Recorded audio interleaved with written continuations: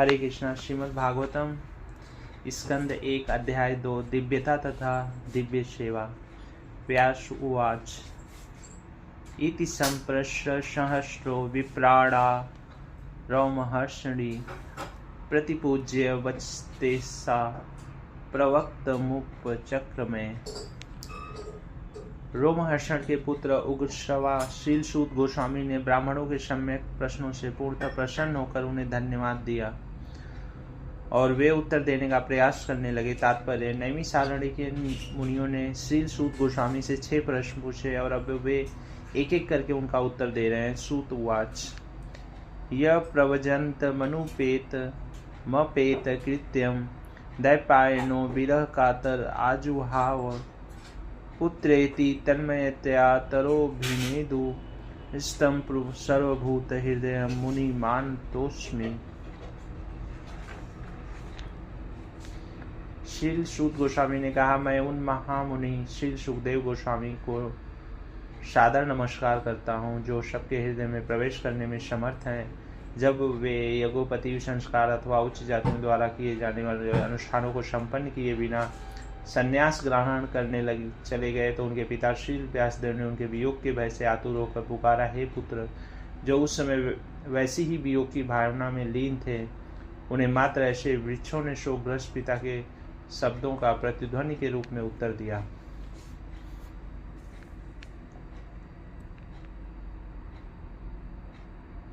तात्पर्य: वर्ण तथा आश्रम प्रथा में अनुयायियों द्वारा पालन करने हेतु अनेक कर्तव्य निर्दिष्ट किए गए। ऐसे कर्तव्यों में निर्देश है कि वेदों का अध्ययन करने वाले जिज्ञासु को प्रामाणिक गुरु के पास जाकर अपने आप को शिष्य के रूप में स्वीकार करने की प्रार्थना करनी होती है। जो प्रामाणिक गुरु अथवा आचार्य से वेदों का अध्ययन करने हेतु सुयोग्य है। जनेऊ यज्ञोपति उनका प्रतीक है। श्री सुखदेव गोस्वामी ने ये संस्कार नहीं किए क्योंकि वे जन्म से ही मुक्तात्मा थे। सामान्य रूप से मनुष्य साधारण जीव के रूप में जन्म लेता है और शुद्धिकरण संस्कारों के द्वारा उसका दोबारा जन्म होता है। जब उसे नया प्रकाश दिखता है और वह आध्यात्मिक उन्नति के लिए मार्गदर्शन खोजता है तो वेदों के उपदेश हेतु वह गुरु के पास जाता है। गुरु केवल निष्ठावान जिज्ञासु को ही शिष्य रूप में अपनाते हैं और उसे जनेऊ यज्ञोपति प्रदान करते हैं। इस प्रकार से मनुष्य दूसरी बार जन्मता है या द्विज बनता है। द्विज बनने के पश्चात वह वेदों का अध्ययन करता है और वेदों में पटु होने पर वह विप्र बनता है। विप्र या योग ब्राह्मण परम ब्रह्मा का साक्षात्कार करता है और तब तक आध्यात्मिक जीवन में उन्नत करता रहता है जब तक वह वैश्व अवस्था तक नहीं पहुंच पाता। वैश्व अवस्था किसी ब्राह्मण के लिए स्नातकोत्तर अवस्था है। प्रगतिशील ब्राह्मण को निश्चित रूप से वैश्व बनना चाहिए क्योंकि वैश्व ही स्वरूप सिद्ध विद्वान ब्राह्मण होता है। श्री सुखदेव गोस्वामी प्रारंभ से ही वैष्णव थे, अतः उन्हें वर्णाश्रम धर्म के संस्कारों की कोई आवश्यकता न थी। वर्णाश्रम धर्म का परम लक्ष्य साधारण मनुष्य को श्री भगवान के शुद्ध भक्त या वैष्णव में बदलना है। अतः जो व्यक्ति उत्तम अधिकारी वैष्णव द्वारा स्वीकृत किए जाने पर वैष्णव बन जाता है, चाहे उसका जन्म या पूर्व कर्म कैसे भी रहे, उसे ब्राह्मण माना जाता है। श्री चैतन्य महाप्रभु ने इस सिद्धांत को स्वीकार किया था और श्री हरिदास ठाकुर को नामाचार्य बनाया था। यद्यपि हरिदास ठाकुर का जन्म एक मुसलमान परिवार में हुआ था, निष्कर्ष यह है कि श्री सुखदेव गोस्वामी जन्म से ही वैष्णव थे, अतः वे ब्राह्मणत्व में समन्वित थे। उन्हें किसी प्रकार के संस्कार करने की आवश्यकता न थी। कोई भी निम्न कुल में उत्पन्न व्यक्ति, चाहे वह किरात हो या हूड़, आंध्र पुलिंद पुलकस आभीर शुंभ यमन यखस या इनमें से निम्न हो, वैष्णव की कृपा से उसका उद्धार हो जाता है और वह सर्वोच्च दिव्य पद को प्राप्त करता है। शील सुखदेव गोस्वामी शील सूत गोस्वामी के गुरु थे, अतः वे नैमिषारण्य के मुनियों के प्रश्नों के उत्तर देने के पूर्व अपने गुरु को नमस्कार करते हैं। यश्वानुभावमखिल श्रुतिसारमेक मध्यात्मप्रदीपं तितिर्षितां तमोन्धं संसारीणा करुणयाः पुराणगृहा तो व्यास शृणुमि पयामि गुरुं मुनीनाम। मैं समस्त मुनियों के गुरु श्री व्यासदेव के पुत्र श्री सुखदेव को सादर नमस्कार करता हूँ, जिन्होंने संसार के गहन अंधकार में क्षेत्र को पार करने हेतु संघर्षशील निकट भौतिकतावादी के प्रति अनुकंपा करके वैदिक ज्ञान के सार रूप इस परम गुरु का प्रमाण को अनुभव द्वारा एवं आत्मसात करने के बाद कह सुनाया। तात्पर्य। इस स्तुति में श्री सूत गोस्वामी श्रीमद् भागवतम की पूर्ण भूमिका का सार प्रस्तुत करते हैं। श्रीमद् भागवतम वेदांत सूत्रों की सहज पूरक टीका है। श्री व्यासदेव ने वैदिक ज्ञान का सार प्रस्तुत करने के उद्देश्य से वेदांत सूत्र या ब्रह्म सूत्र का संकलन किया था। श्रीमद् भागवतम इस सार का सहज भाष्य है। श्री सुखदेव गोस्वामी वेदांत सूत्र के पूर्ण रूप से अनुभूत पंडित थे, अतः उन्होंने इस टीका श्रीमद् भागवतम की भी स्वयं अनुभूति की थी। और जो अज्ञानता के सागर को पूर्ण रूप से पार करना चाहते हैं, ऐसे मोहग्रस्त भौतिकवादी व्यक्तियों पर असीम कृपा करके उन्होंने इस गुहा ज्ञान को प्रथम बार सुनाया। इस पर तर्क करना निरर्थक है कि भौतिकवादी व्यक्ति सुखी हो सकता है। कोई भी भौतिकवादी जीव, चाहे वह महान ब्रह्मा हो या क्षुद्र चींटी, सुखी नहीं रह सकता। प्रत्येक व्यक्ति सुख की अस्थायी योजना बनाता है, किंतु वह प्रकृति के नियमों से परास्त हो जाता है। अतः भौतिकवादी संसार ईश्वर की सृष्टि का सर्वाधिक अंधकार में भाग कहलाता है। तथापि दुखी भौतिकवादी व्यक्तियों के इससे निकलने की मात्र इच्छा करने से ही वे बाहर निकल सकते हैं। दुर्भाग्यवश वे इतने मंदबुद्धि हैं कि बाहर निकलना चाहते ही नहीं। अतः उनकी तुलना उस ऊँट से की जाती है जिसे कटीली टहनियाँ पसंद है, क्योंकि रक्त से सनी टहनियों का स्वाद उसे अच्छा लगता है। वह ऐसा समझ नहीं पाता कि यह तो उसका अपना ही रक्त है और कांटों द्वारा उसकी जीभ कट रही है। इसी प्रकार भौतिकवादी व्यक्तियों को अपना स्वयं का रक्त मधु की तरह मीठा लगता है और वह अपनी ही भौतिक कृतियों में से परेशान होने पर भी उन्हें छोड़ना नहीं चाहता। ऐसे भौतिकवादी व्यक्ति कर्मी कहलाते हैं। ऐसे लाखों कर्मियों में से कुछ ही भौतिक व्यापार से उठकर उस भूल भुलैया से भागना चाहते हैं। ऐसे बुद्धिमान व्यक्ति ज्ञानी कहलाते हैं। वेदांत सूत्र ऐसे ही ज्ञानियों के लिए, किंतु परमेश्वर का अवतार होने के कारण श्री व्यासदेव को पूर्वानुमान हो गया था कि धूर्त मनुष्य वेदांत सूत्र का दुरुपयोग कर सकते हैं। इसलिए उन्होंने वेदांत सूत्र के पूरक रूप में श्रीमद् भागवत पुराण की रचना की। यह स्पष्ट कथन है कि यह श्रीमद् भागवतम ब्रह्म सूत्रों का मूल्य भाष्य है। श्री व्यासदेव ने अपने पुत्र श्री सुखदेव को भी श्रीमद् भागवतम का उपदेश दिया, जो पूर्व से अध्यात्म अवस्था को प्राप्त एक मुक्त पुरुष थे। श्री सुखदेव ने स्वयं इसकी अनुभूति की और तब इसका व्याख्यान किया। श्री सुखदेव की कृपा से श्रीमद् भागवतम वेदांत सूत्र उन सभी निष्ठावान मनुष्यों के लिए सुलभ है जो भवसागर से उबरना चाहते हैं। श्रीमद् भागवतम वेदांत सूत्र का अद्वितीय भाष्य श्रीपाद शंकराचार्य ने जानबूझकर इसे नहीं छुआ, क्योंकि उन्हें पता था कि सहज टीका को मात देना उनके लिए कठिन होगा। उन्होंने शारीरिक भाष्य लिखा और उनके तथाकथित अनुयायियों ने श्रीमद् भागवतम को नवीन कृति कहकर इसका तिरस्कार किया। श्रीमद् भागवतम के विरुद्ध मायावादी संप्रदाय द्वारा ऐसे प्रचार से किसी को भ्रमित नहीं होना चाहिए। इस प्रारंभिक श्लोक से नौसिखिए जिज्ञासु को यह जानना चाहिए कि श्रीमद् भागवतम ही एकमात्र दिव्य साहित्य है जो परमहंसों तथा ईर्ष्यादेश रूपी भौतिक रूप से मुक्त व्यक्तियों के लिए है। मायावादी श्री भगवान के प्रति ईर्ष्यालु होते हैं। यद्यपि श्रीपाद शंकराचार्य ने भगवान श्री नारायण की भौतिक सृष्टि से ऊपर परे बताया है, ये ईर्ष्यालु मायावादी श्रीमद् भागवतम तक नहीं पहुंच पाते। किंतु जो मनुष्य सचमुच इस भवसागर से पार निकलने के इच्छुक हैं, वे श्रीमद् भागवतम का आश्रय ग्रहण कर ले सकते हैं, क्योंकि इसका प्रवचन मुक्त पुरुष श्री सुखदेव गोस्वामी ने किया। यह वह दिव्य प्रकाश पुंज है जिसके द्वारा ब्रह्मा परमात्मा एवं श्री भगवान के रूप में अनुभूत किए जाने वाले दिव्य परम सत्य को भली भांति देखा जा सकता है। नारायणं नमस्कृत्य नरं चैव नरोत्तम देवी सरस्वती व्यासं ततो जय मुदीरयते। विजय के साधन स्वरूप इस श्रीमद् भागवतम का पाठ करने सुनने के पूर्व मनुष्य को भगवान श्री नारायण को, नरोत्तम नर नारायण ऋषि को, विद्या की देवी माता सरस्वती को तथा ग्रंथकार श्री व्यासदेव को नमस्कार करना चाहिए। तात्पर्य: संपूर्ण वैदिक साहित्य तथा सभी पुराण इस भौतिक जगत के गहनतम भागों पर विजय प्राप्त करने हेतु हैं। जीव अनादि काल से भौतिक इंद्रिय तृप्ति के प्रति आसक्त होने के कारण ईश्वर के साथ अपने संबंध को भूल चुका है। इस भौतिक जगत में उसका जीवन संघर्ष अविरत चलने वाला है और उसके लिए कोई योजना बनाकर जीव का इसमें से निकल पाना संभव नहीं है। यदि वह इस अविरत जीवन संघर्ष पर विजय पाना चाहता है तो उसे ईश्वर के साथ अपने नित्य संबंध को पुनः स्थापित करना होगा।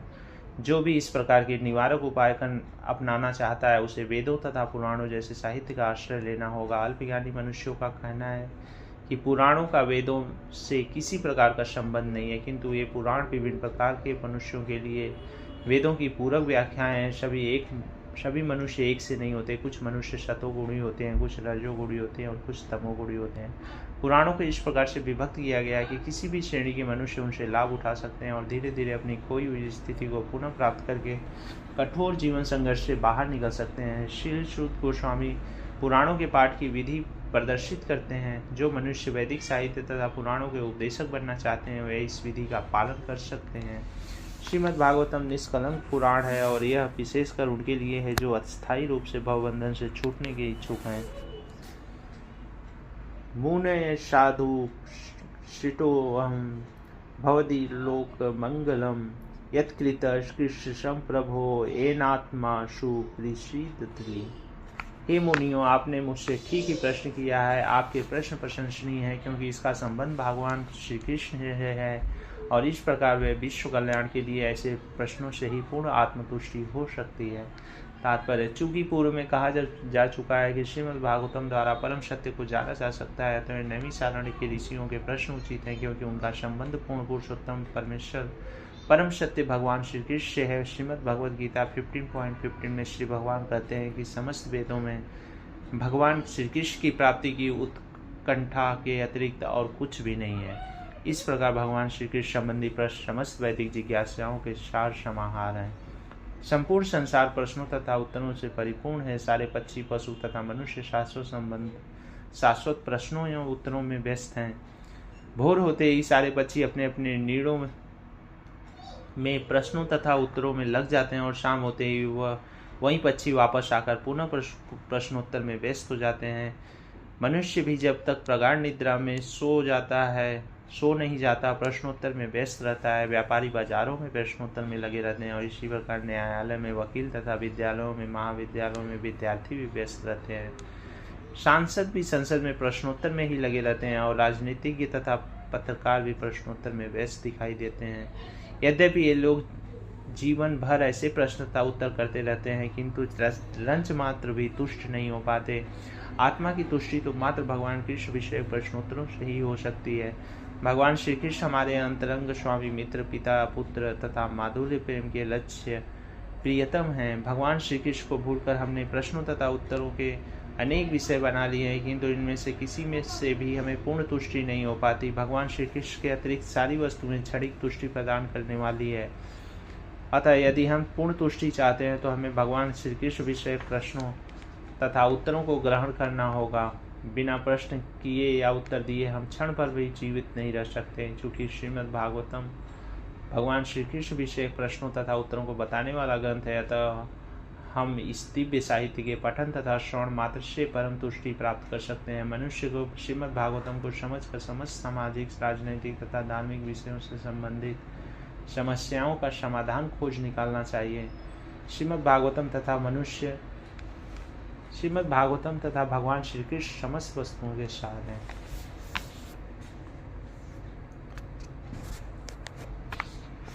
स वै पूषाम परो धर्म यतो भक्तिरोधोचते अहेतुक्य प्रतिहताय ययात्मा सुप्रीषिदति। संपूर्ण मानवता के लिए परम वृत्ति धर्म वही है जिसके द्वारा सभी मनुष्य श्री भगवान की दिव्य प्रेमा भक्ति प्राप्त कर सके। ऐसी भक्ति निस्वार्थ तथा अखंड होनी चाहिए जिससे आत्मा पूर्ण रूप से तुष्ट हो सके। तात्पर्य, इस कथन द्वारा श्री शुद्ध गोस्वामी नैमिषारण्य के ऋषियों के प्रथम प्रश्न का उत्तर देते हैं। ऋषियों ने श्री शुद्ध जी से अनुरोध किया था कि वे समस्त प्रामाणिक शास्त्रों का सार प्रस्तुत करें जिससे पतित आत्माएं या जन सामान्य उसे सरलता से ग्रहण कर सके। वेदों में मनुष्य के लिए दो प्रकार की वृत्तियां बताई गई हैं। एक प्रवृत्ति मार्ग तथा या इंद्रिय भोग का मार्ग कहलाती है और दूसरी निवृत्ति मार्ग या त्याग का मार्ग कहलाती है। भोग का मार्ग निकृष्ट है और परम कारण के हेतु निवृत्त का मार्ग श्रेष्ठ है। जीव का भौतिक जीवन एक प्रकार से वास्तविक जीवन की रूढ़ अवस्था है। वास्तविक जीवन तो ब्रह्मभूत अवस्था है। श्रीमद् भागवतम 4.30.20 अर्थात आध्यात्मिक अस्तित्व है जहाँ जीवन सनातन, आनंदमय तथा ज्ञान से परिपूर्ण है। भौतिक जीवन नश्वर, मोहमय तथा कष्टमय है। इसमें सुख तो है नहीं, यहाँ केवल कष्टों से छुटकारा पाने का व्यर्थ प्रयास मात्र है और कष्टों का क्षणिक नाश मिथ्या सुख कहलाता है। अतः भौतिक भोग में प्रकृति का मार्ग नाशवान, कष्टमय तथा मोहमय होने के कारण निकृष्ट है। किंतु भगवत भक्ति श्रेष्ठ धर्म कहलाती है, क्योंकि वह मनुष्य को सनातन, आनंदमय तथा ज्ञान से परिपूर्ण जीवन की ओर अग्रसर करती है।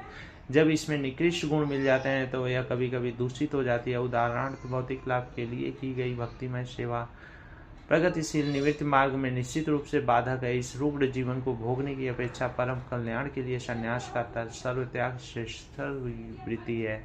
ऐसे भोग से केवल रोग के लक्षण बढ़ते हैं और इसकी अवधि भी बढ़ जाती है। अतः भगवत भक्ति शुद्ध होनी चाहिए, अर्थात इसमें भौतिक सुखोपभोग की रंच मात्र कामना नहीं रहनी चाहिए। इसलिए मनुष्य को चाहिए कि वृथा की कामना, सकाम कर्म तथा दार्शनिक तर्क वितर्क से रहित भगवत भक्ति रूपी उच्च कोटि की वृत्ति को स्वीकार करें। इसी प्रकार से भगवत सेवा में शाश्वत संतोष प्राप्त होगा।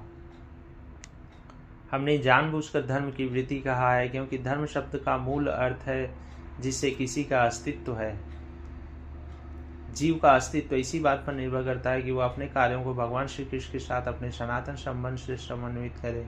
भगवान श्री कृष्ण समस्त जीवों के केंद्र बिंदु हैं और वे अन्य समस्त जीवों तथा शाश्वत रूपों में सर्वाकर्षक तथा सनातन व्यक्तित्व हैं।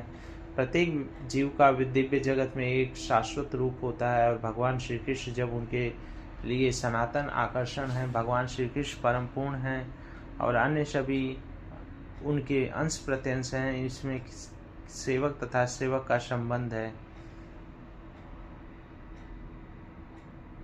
इनमें सेवक तथा सेव्य का संबंध है। यह दिव्य है और हमारे भौतिक अनुभव से सर्वथा भिन्न है। यह सेवक सेव्य भाव घनिष्ठता का सर्वाधिक अनुकूल रूप है। जैसे जैसे भक्ति में सेवा की प्रगति होगी, मनुष्य को इसका अनुभव होगा। हर व्यक्ति को इस भौतिक अस्तित्व की बद्ध अवस्था में भी श्री भगवान की दिव्य प्रेमा भक्ति करनी चाहिए। इससे मनुष्य को क्रमशः वास्तविक जीवन का संकेत प्राप्त हो सकेगा और पूर्ण तुष्टि का आनंद मिलेगा। हरे कृष्ण।